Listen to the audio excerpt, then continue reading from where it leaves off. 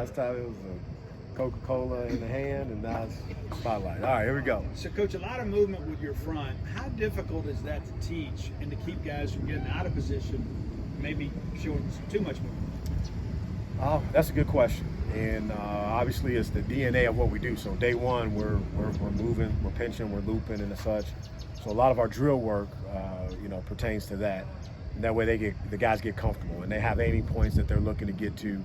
So we got to be detailed in what we do, and we just keep repping it over and over and over. If you look at it, we're running the same thing from week 1 to week 5 and so forth. So that consistency, I think, really helps the guys out. Again, it's year 2 in the program, and so those guys are more comfortable with what we do. And then as long as we're violent with our hands at the point of contact, good things are going to happen. Jack Harris had one of his better games against Alabama, and DeMonte's starting to get more reps. What do you see from those two at the end? A physical element that we definitely need, And Jack, he's a hard worker. He gets after it. Love having him out there. And so, and then with the emergence of DeMonte, obviously, we knew what he was capable of, and he's really like a true freshman out there. So every rep that he takes is a learning process. He's getting better, and I think we'll continue to see him out there more as the weeks go on, and hopefully continue to see more production out of him. But he's a tall guy. He's a strong guy that can add a little bit of length out there to the defensive end spot.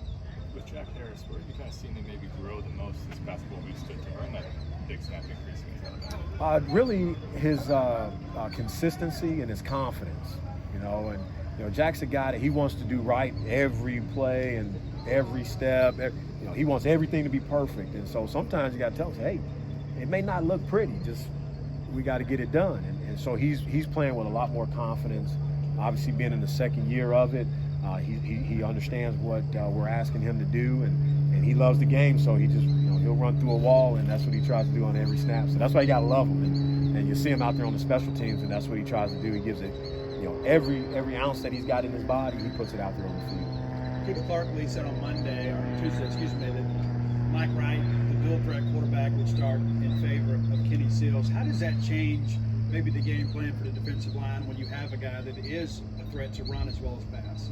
Well, no question. He's a great athlete, and he can run it, he can throw it, and having that dual threat, just like you said, it makes it tough, right? So we want to try to keep the bookends and kind of keep them enclosed in that pocket, try to restrict it as much as we can. But of course, they got some good linemen up front and got a good run game, and then you add the quarterback run game into it as well. That's just having an extra guy running through there. So we'll have our work cut out for us, and so we've been practicing the quarterback run game stuff and trying to keep that pocket collapsing around him, and hopefully we can get him down before he really gets going. But yes, he's a great athlete, and it definitely changes what your thought process is and what your game plan is. What have you seen from Nathan Pickering over the last few weeks?